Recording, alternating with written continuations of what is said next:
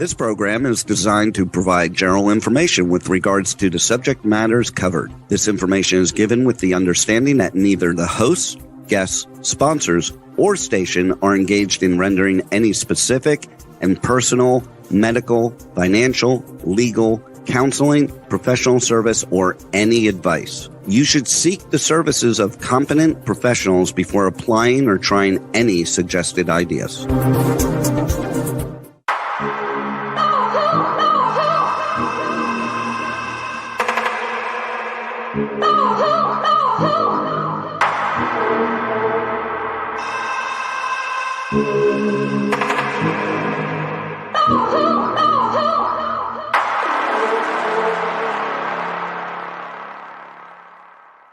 Good morning, truth seekers and true crime junkies. Welcome back to another episode of Hit the Road Jack, Finding the Zodiac. Last week, we covered a 9/11 special, which meant we kind of sped up the process and went into 2001 with some correspondence by the Zodiac. And that was obviously a little bit out of order and might have been a little tough to take down because we hadn't baby stepped you from one solve to the next up to that point and how it got there. I did learn a little bit about what she is using or what she means. Harriet Suchet is working with what she calls the stenographic code. If anybody is familiar with a court recorder or anybody who takes shorthand by their little typewriters that actually enter characters for words, and then of course they build up 2, 3, 4 characters will indicate maybe a 4-syllable word. This is basically what she's talking about, and it kind of just finally dawned on me. It's not really so much an acronym that she's breaking down, but a stenographic code. And I was told not too long ago by somebody that the Zodiac had their own alphabet. At first, I didn't really I thought an alphabet's an alphabet, A through Z, right? Well, I guess what he's actually meaning is possibly that stenographic version of an alphabet, and that particular characters relate to particular things. And now I'm kind of starting to understand how it is that she breaks these solves apart when she sees these repeating stenographic codes. She knows to immediately pull them out and then work with or deal with what is left over to try to solve that message. So today we're going to have Nolan Del Campo and Terry Batcher back with us today. I'd like to welcome them to the show. Hi, kids. Good morning, guys. How are you doing? Good. Great. Very good. Some exciting stuff today. I spent pretty much all day yesterday working on the 4 new letters. And of course, it yielded some extremely interesting information, which I think is going to help to baby step everybody into these messages. I just wanted to take a step back and look at the compilation that the FBI has of the known Zodiac correspondence or suspected Zodiac correspondence, because today we're going to talk about 4 letters that are not included in this list. But one of the things that I wanted to bring about was, again, I just keep hitting on this portion of this 42478 letter where they say they obtained a DNA sample, but it was not an authentic Zodiac letter.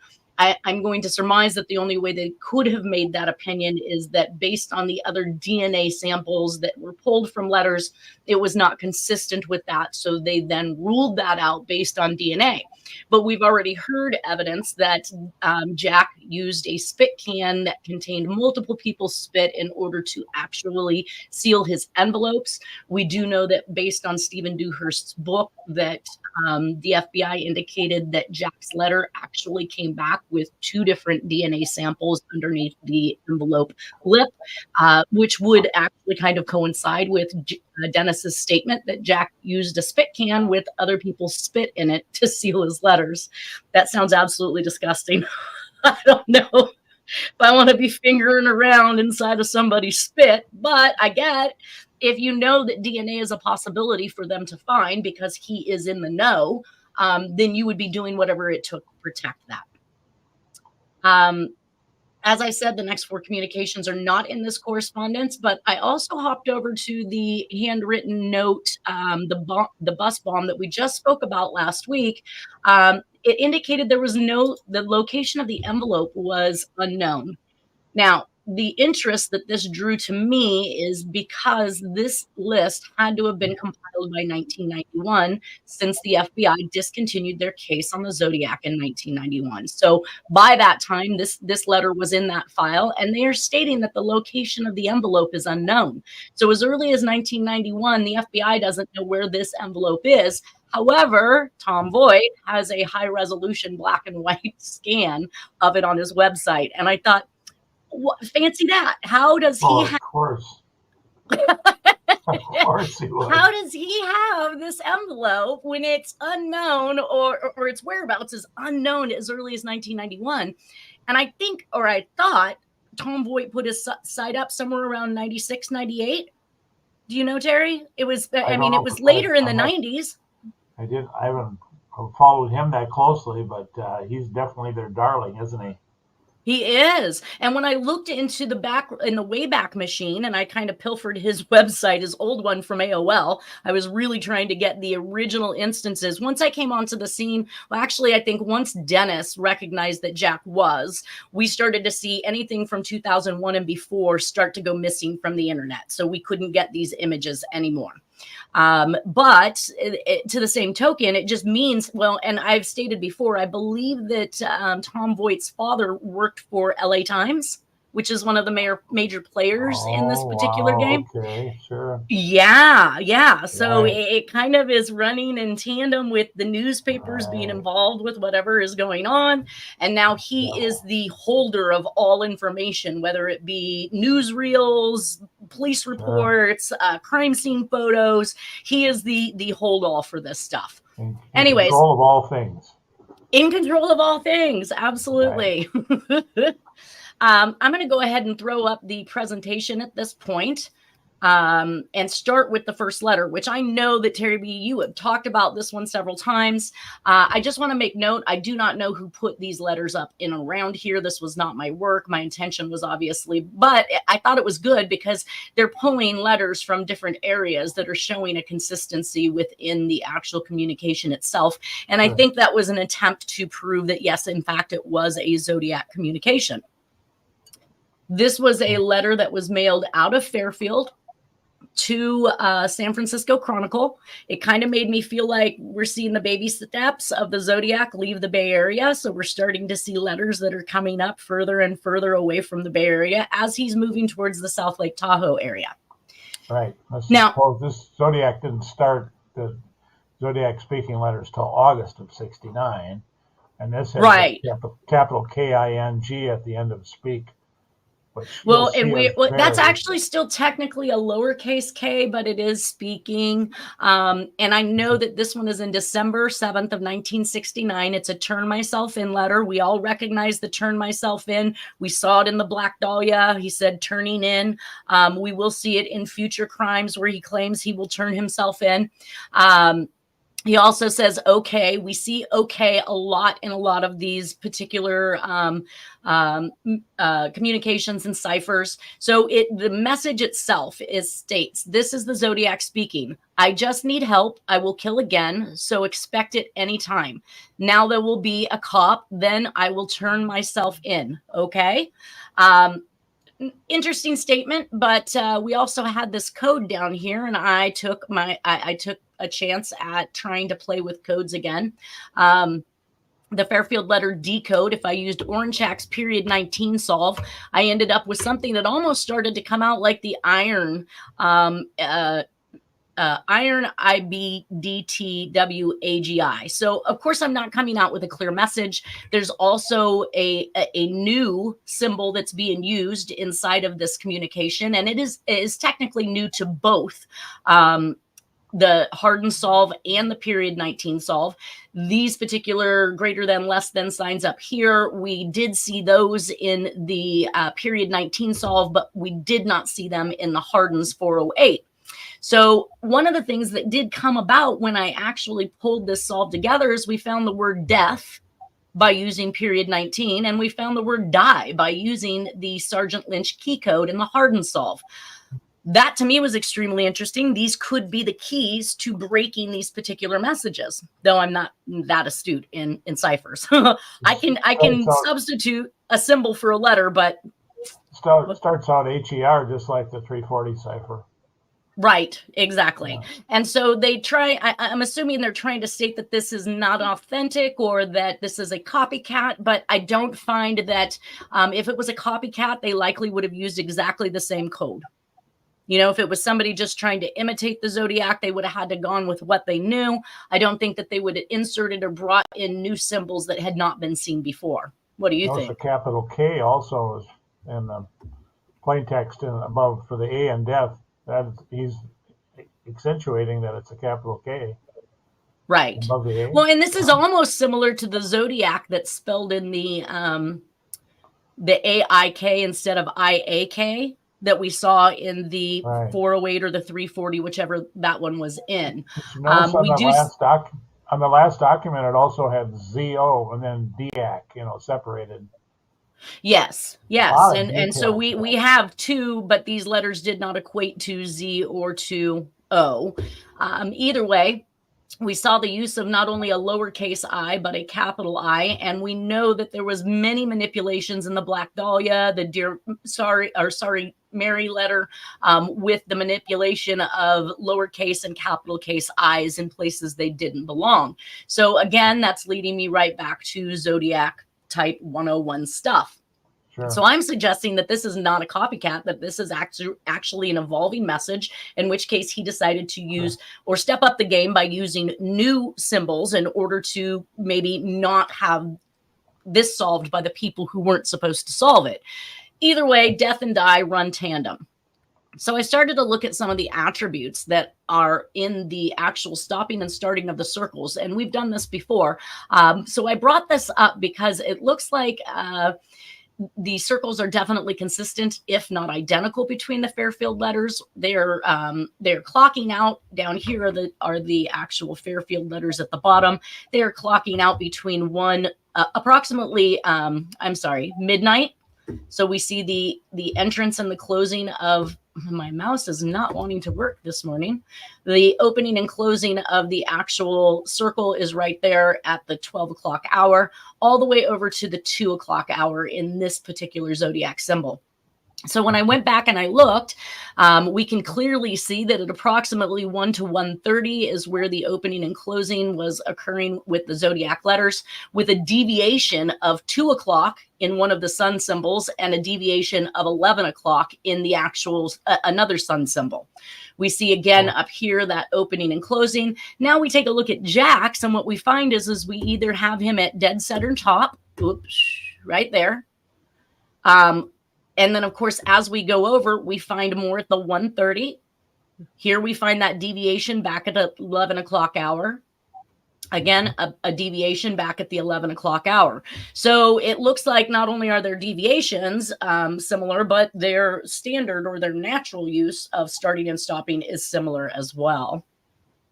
I've never seen that one in the lower right-hand corner before. Where'd you find that? Which one? The lower right-hand corner. Yeah. That one? That came in with the bleeding knife. That's a Fairfield. That's a Fairfield letter we're going to cover here today. So these three all came from the two Fairfield letters that are not acknowledged on the Zodiac list from the FBI. Cool. So I took it one step further and I started to look for more clues to see if we could actually show or support that this was coming from the same individual.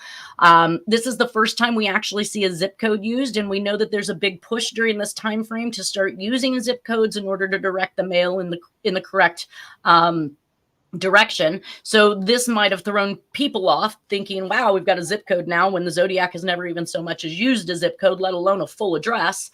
But I started to see things like 5 in Mission. Let's go back to Black Dahlia. 5 in Hill. 5+, yeah. Yes, yeah, the plus and sign. Down here, he used 5th, including the TH and a hyphen, which we know Jack and the Zodiac are huge on hyphens, and Mission. So we are seeing even a consistency between the way these authors are writing with the other crimes I've already told you I believe are involved. I took that one step further and I thought, let's take a look at these number 5s and see what's going on. We have a very long top overhang, consistent with both. We have a very long backside of the downstroke of the number 5 before it turns into the bull at the bottom. And we have very tiny little bulls. Now, we do have an exaggerated exit stroke here, but as I tell everybody, your exit and your entrance can be as different from one execution to the next. We want to look at the main structure and see how that works out. So I went ahead and I put down a slant bar over the top of the overhang of the 5, and we found that that slant, copy and pasted to the Black Dahlia, was identical. I put a slant bar down to see where the bull ends and how much of the overhang actually hangs out of the number 5 past the bull itself. And we can see that those are both consistent. In fact, they're even hitting almost to that left-hand area of the corner of the top of the number 5, leaving a significant amount of the 5 itself hanging over. I also placed one on the back side of the downstroke of the number 5. That's there in green. And we can see that once I copy and pasted the bar from one to the next, we had an identical slant.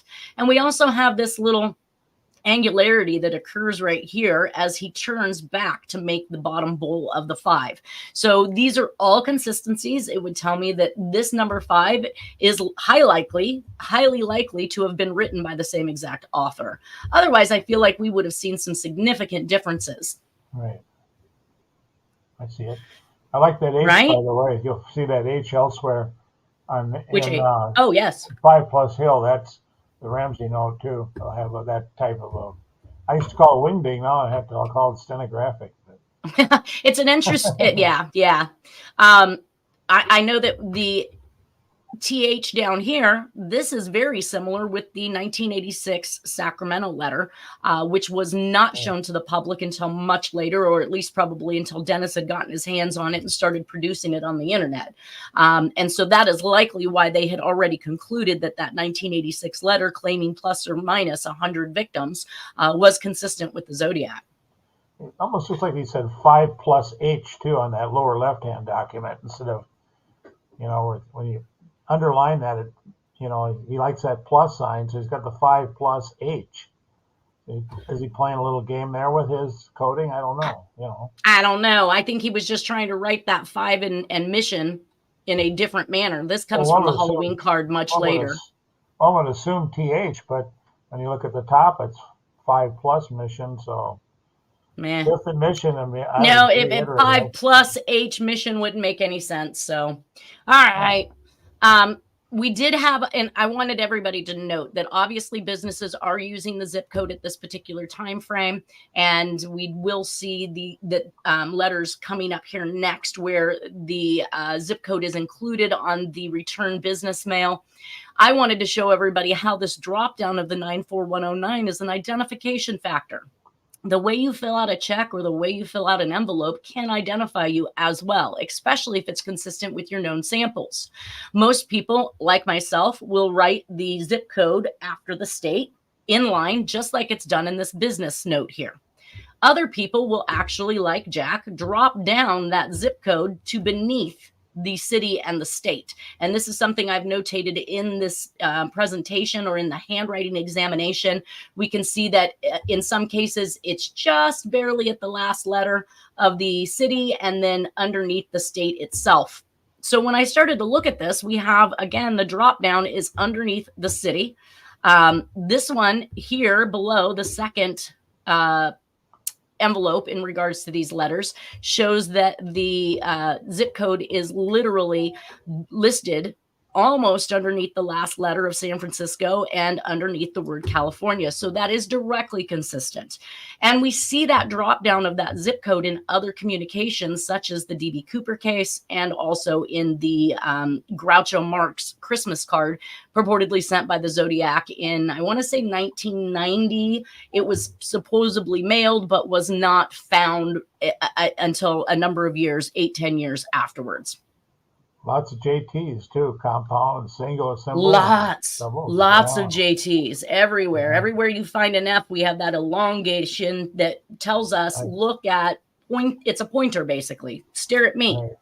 Anything that is a pop-out letter in handwriting and graphology is considered a pop-out for the reason that it stands out above everything else. Sure. It's almost like it says trance. Go ahead. Sorry. Where? Well, like trance, like in sand trance. Pop-out trance. It puts in a trance. And if you went phonically, Terrence, right? Right. Exactly. I mean, hypothetically speaking. Yep. Absolutely.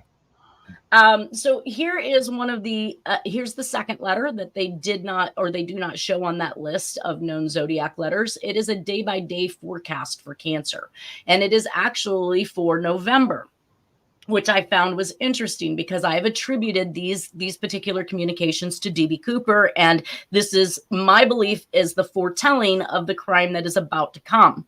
The messages are, these messages are being sent farther and farther away from the Bay Area. Just like I said, we're moving from Fairfield. Now we're in Sacramento, and we can see how we're making our way out of the Bay Area. We know that Jack is eventually here very shortly going to be moving to that new life in paradise, as Orange Shack's Solve stated.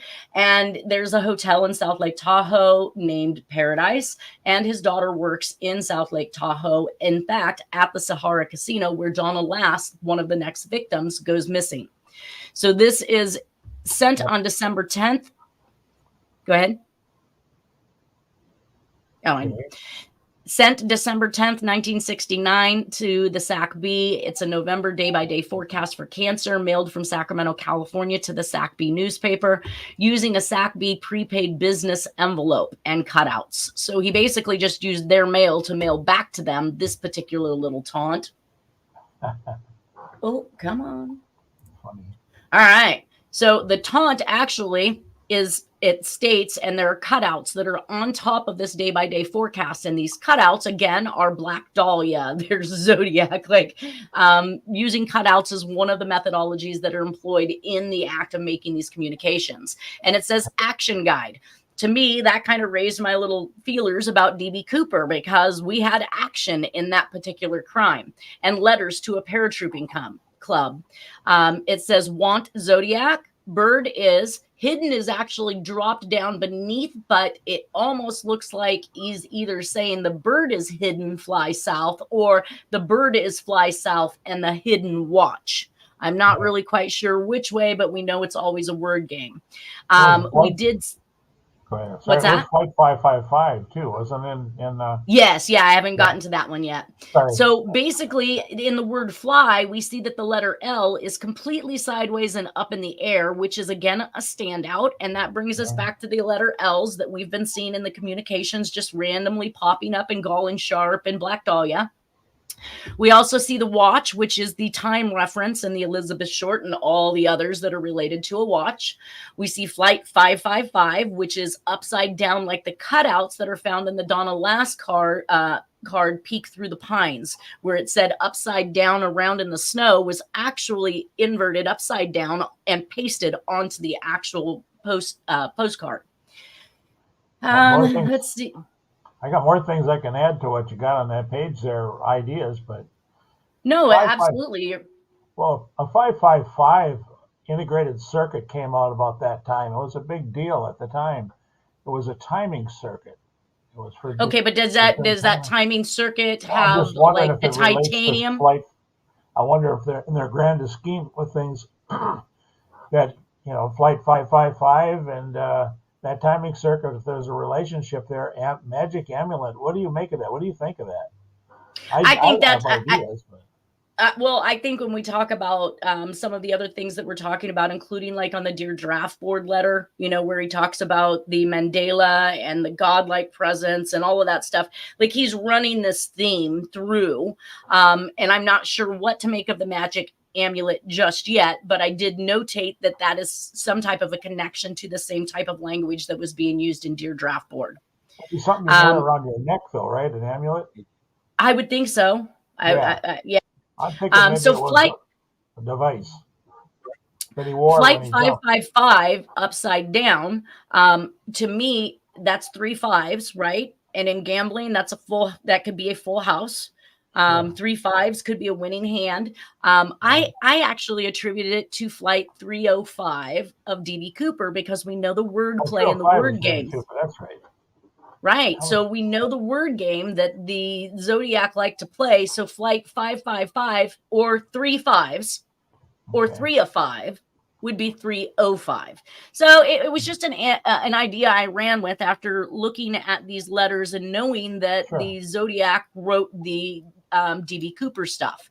The FBI claims that Zodiac foretold of his crimes. If that's correct, this could be foretelling of the D.B. Cooper case to come in November 21st, 1971, with Flight 305, which was hijacked from Washington that flew south to Reno, Nevada. And the reason why I say that is because it is a forecast, and the forecast is for November, and D.B. Cooper occurred in November of 1971. So here he may be, I got goosebumps, guys. seems to fit as his whole modus operandi. Right. So the next one was also a day-by-day forecast for Leo. So that message that I ciphered, I think it was maybe 2 weeks ago or last week, where it indicated that call Libra.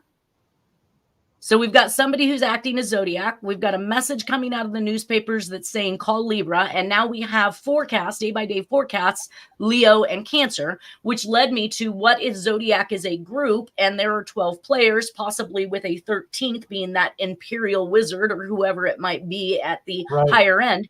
And the magic amulet could play into the Imperial Wizard, I would think. I think it makes sense. Right? I think you've made sense of all of that. Absolutely. So on December 11th, the day following is when this day-by-day forecast comes out. It's mailed to San Francisco Newspaper Printing Company. It's the November day-by-day forecast for Leo, and it was mailed from San Francisco, California, again in a prepaid business envelope, using cutouts just like we see in these cases.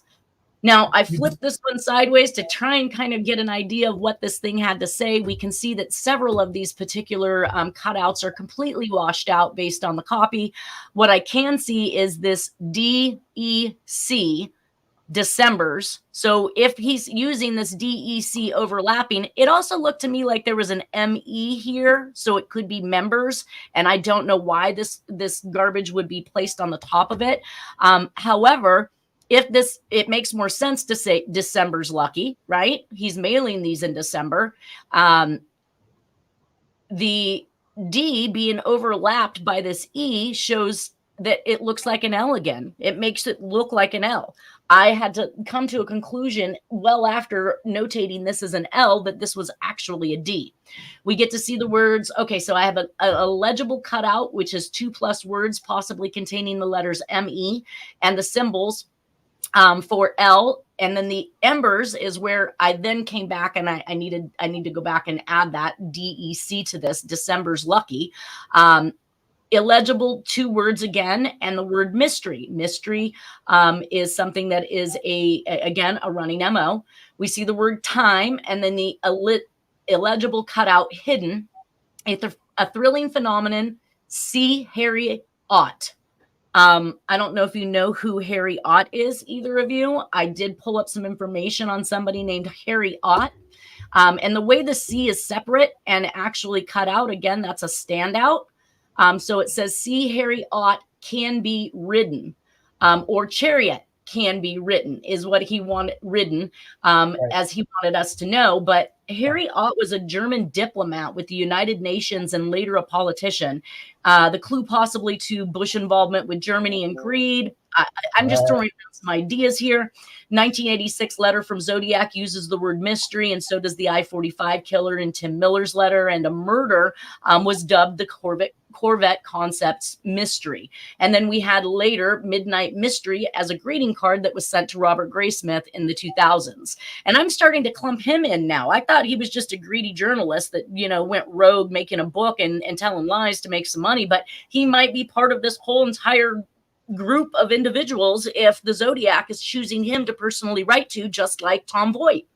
You do know, Nanette, that a lot of famous people in history relied on astrology to make their decisions. Right. Farmer's Almanac. Yeah, Farmer's Almanac. Ronald Reagan did. Hitler did. A lot of people did that. Yeah, wow. People on that strata.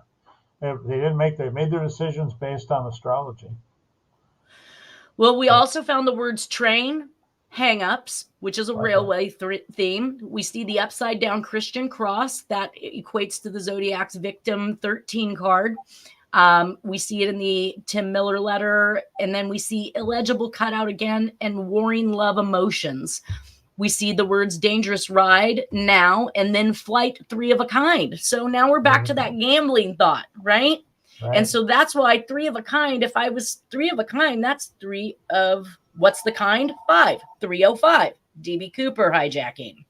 Right. It's run. I got goosebumps again, guys. The brain's chemical reaction for being correct. So I also pulled up one of the pieces of the Tim Miller letter from the I-45 and Texas murders, and I saw another version of these random cutouts pasted all over the actual letter itself, which is very consistent with what we see having happen here. In fact, on this particular one, we see the word railway. On this one, we see the word train. Let's see. You could look for my clues. Photo. Photos is something that Harriet is decoding in her solves, that there are individuals who have photos of these crimes, and that these photos are being passed around to the powers that be, who are looking to have that proof, I'm assuming, that that person was dead. So I just pulled these out side by side just to kind of show. What's that? In the Son of Sam murders, there's allegations that some of the murders were filmed and that the films were sold on the black market to rich weirdos. Yeah, right. I wouldn't put it. I think that's a good idea. That makes sense. There's evidence of that too. Right. Oh yeah. I mean, all of Harriet's decodes from the 70s on start talking about photographs. He's saying you could look for my clues, a photo. You know, there's evidence here. It could be the watch. It could be the train. You know. But here I put side by side just to kind of show you the pop out. I think my mouse is dying. Oh no. So we see the L's up here at the top. And then we see the watch and time. We see hidden and hidden. We see mystery and then Corvette Concepts fiasco mystery from I-45. We see train. We see railway. We see upside down crosses. All of these themes are running in tandem. This one shocked me, Terry. Look at this. This is the DB Cooper, one of the DB Cooper envelopes that's written in on November 22nd of 1971, using this odd construction, which I really kind of attributed that to the symbol on the Halloween card. But when I saw that E on this cutout, I went, holy crud.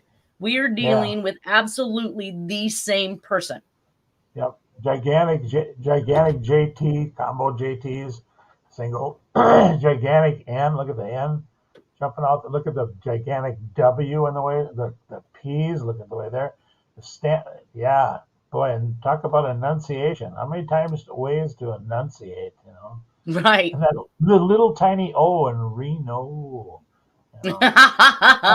Yeah, I'm sure that there's a I'm sure there's a message in that envelope alone, because we've seen Harriet use all of the information on that and turn it into a message. And it has the proper stamp too. I mean, that's a Zodiac Eisenhower stamp all day long. And Eisenhower is the first president to accept, what was it, Doug Coe from the family, the annual prayer breakfast leader and runner who works with all the heads of every single country, whether they are vicious criminals and violent offenders who are killing their own kind or not, putting together prayer breakfasts for these people to come together. So Eisenhower was the first person mentioned in that docuseries on Netflix that was involved with your friends close, keep your friends close. With combining the church with state. Cool. Keep your friends close and your enemies closer. That's right. The old saying. So yeah, that's interesting. That's cool. Now, so I went a little bit further into some of the DB Cooper stuff because I wasn't really sure if this, by him blocking all of this, and we are to add the ME to the members over here, members lucky. We just saw a lot of rhetoric that was coming out of the Zodiac in regards to the DB Cooper case, where membership became a very huge part of the entire persona of this letter writer. And of course, these letters again are also written in December, so it takes us back to December's Lucky, right? He's gotten away with this crime. And we know that in the DB Cooper caper with many of the communications, he reversed the DB to say BD, as if he was calling himself out as being responsible for Black Dahlia. You know, that he cannot make a document without being cryptic, structurally cryptic. The last one, no. Structure. Yeah, he's been capable of it. Look at the IP at the end of membership, and then look at secretary as 3 sections. You can see I started actually going back into and delving into the whole remote viewing that was introduced on the movie Suspect Zero. It was a program the military ran out of US AMRID back east.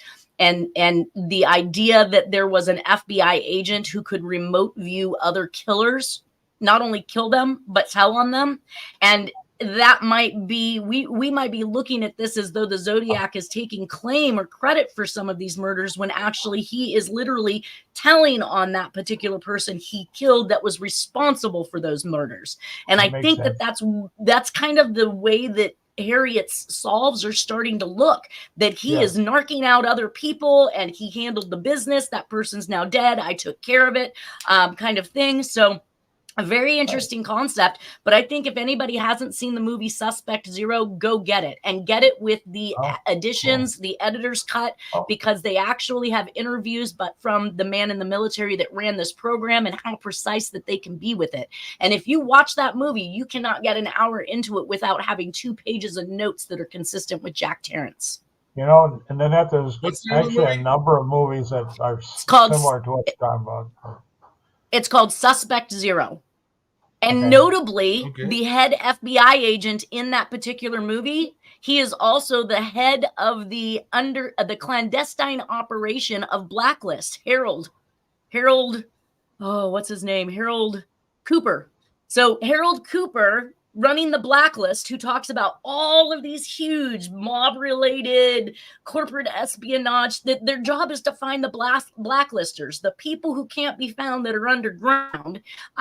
He runs the whole division of the clandestine, and they live in the post office. The building that they use, they call the post office. But basically the premise is this individual who was in Suspect Zero, privy to this type of operation that might be going on, they then used in the Blacklist series, which I find phenomenal. I can't get enough of that stuff. I watch it over and over again. That's cool. I like a good movie. I'll watch that. Right now, we did have the murder on December 11th, same day that one of the forecasts went out of Leona Roberts. Again, I thought that this could possibly have been related to Philip Hughes.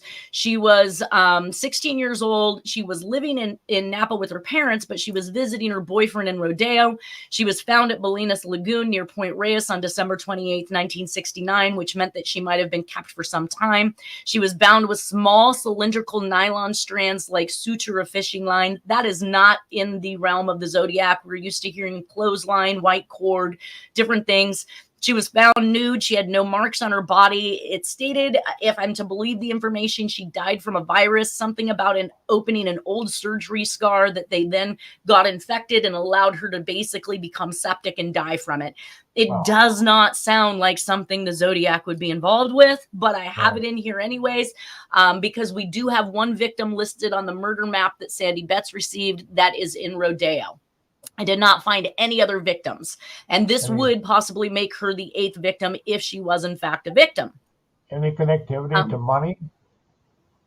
I don't know. Again, there's so limited.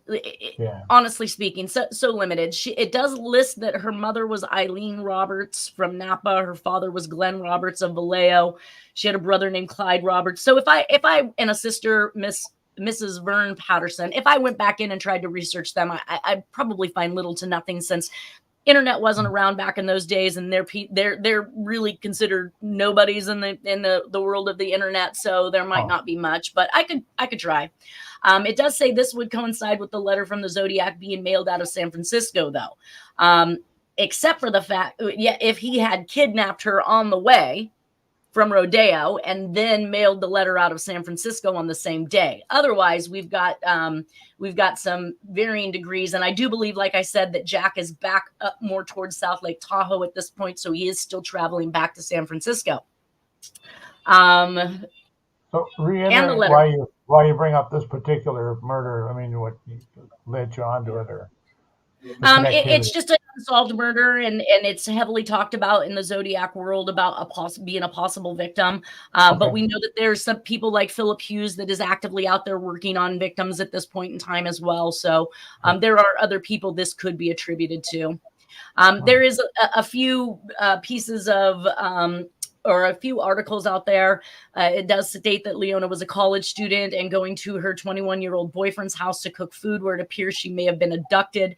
Witnesses had seen one person at least by the car, possibly two people that were involved in the abduction. And again, she was held for quite some time. That could lend to she is a Zodiac victim if we're looking at it from a group perspective, and somebody else held her and Jack did the abduction, or Jack did the dumping, or Jack just did the writing. I don't know. When you throw the whole group idea out there, it just kind of lends to so much more. Here is that bleeding knife of Zodiac, which also contains that JT structure, that compound, again, stenographic code if you want. Let's call it that rather than a monogram, right? Well, if you could either both. Yeah, if you could use one character to say JT, the letter F would be it. Yeah, this particular letter was, what's that? Go ahead. Oh, when you're done, I'll say something. This letter was mailed December 16th, 1969. It's called the Bleeding Knife Letter. It was mailed to the San Francisco Examiner, and it was mailed again from Fairfield. It says, "I will go for government life." Hold on. This is the Zodiac speaking. "I just want to tell you this state is in trouble. I will go for the government life, so don't forget me. I will kill more people than you can count. You cops can count. So look for more blood. You better print." So it also has a small little code in there, or a cipher in there, and it says, "You will not catch me. I will kill in San Francisco 3 times, San Jose 1, Vallejo 6. It looks like he tried to trade places, but Napa 8, Sacramento 9, Fairfield 3, Oakland 8, and then he finishes it off with ha, ha, ha, an exclamation following each of the ha's. So there's that fun statement we got again. But it does say, "I will go for government life," and perhaps Harriet Suchet solves the Zodiac ciphers are exactly what Jack is asking for, more work, and that he works for government. So don't forget me, because he won't be here in California anymore. And you better print, code in the middle to be ciphered. Now, if he's leaving to South Lake Tahoe, it doesn't mean he doesn't have to be in California anymore. But if he's leaving the Bay Area to go to South Lake Tahoe, could be a very good reason as to why he's leaving and won't be here in what they know as the Bay Area. The bleeding knife by knife is a symbolism of the Halloween card in Zodiac, and he estimates another 38 victims, or the theme that seems to revolve around a 38, which we will see in an upcoming letter as well. I do need to do a research on how many victims we have up to this point, or at least from this letter until he actually caps out and claims these 38 people, and see if we've got enough victims in that time frame.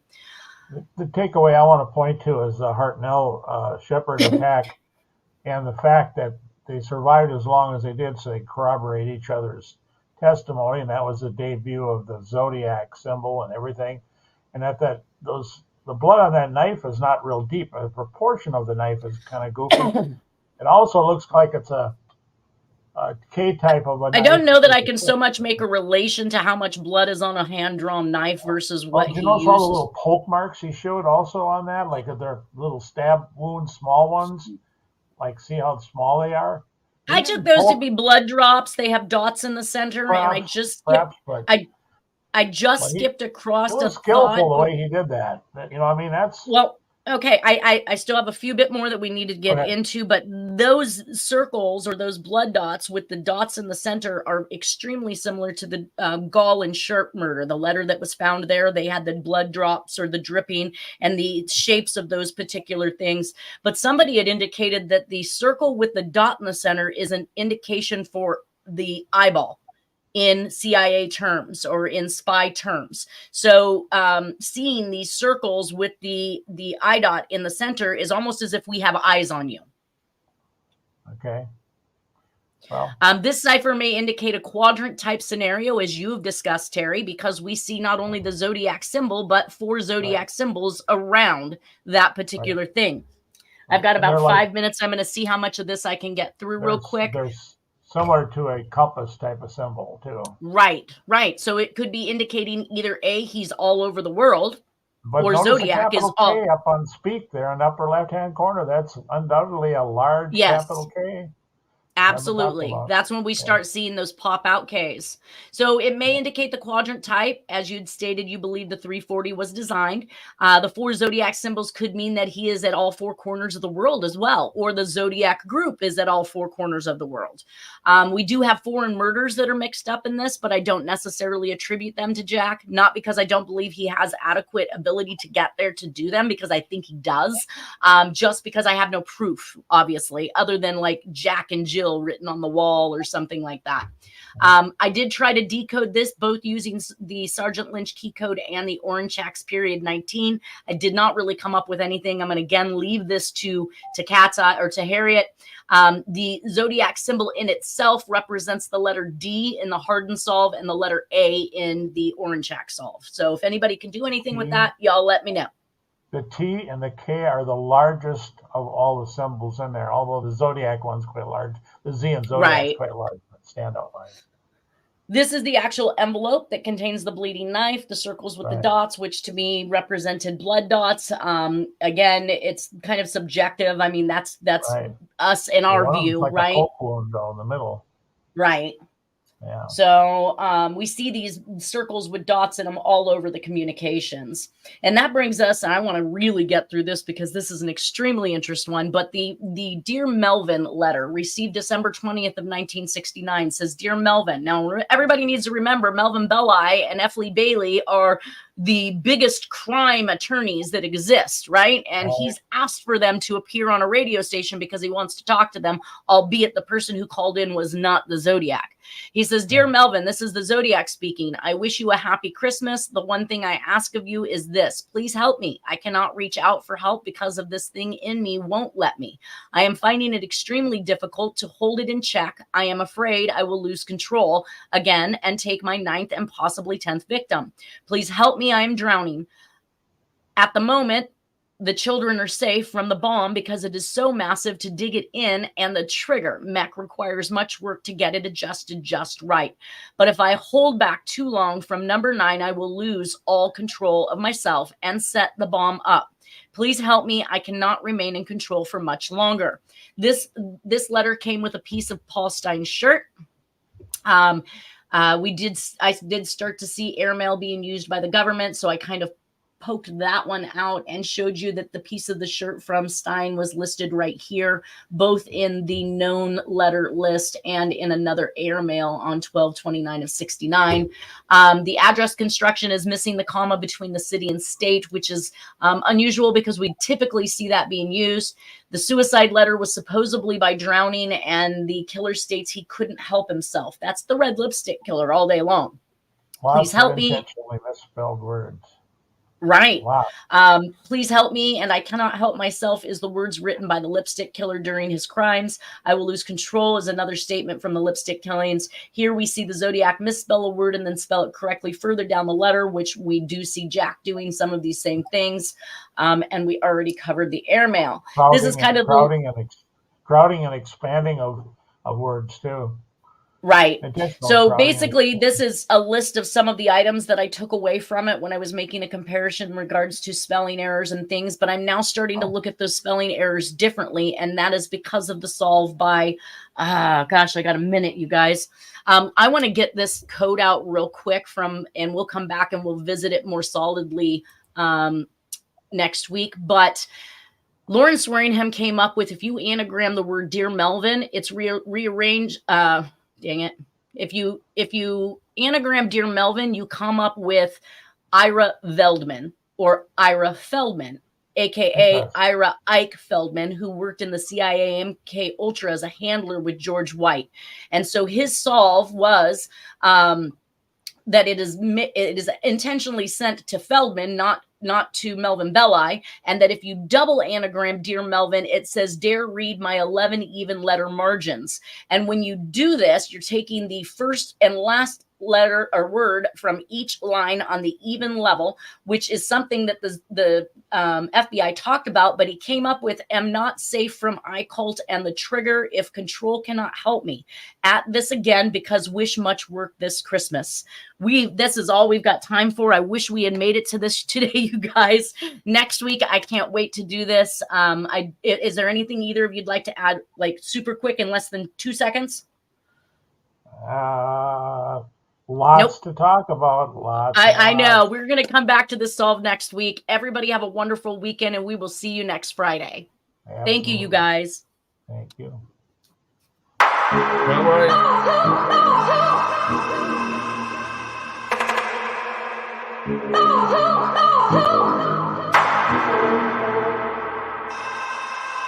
Bye-bye.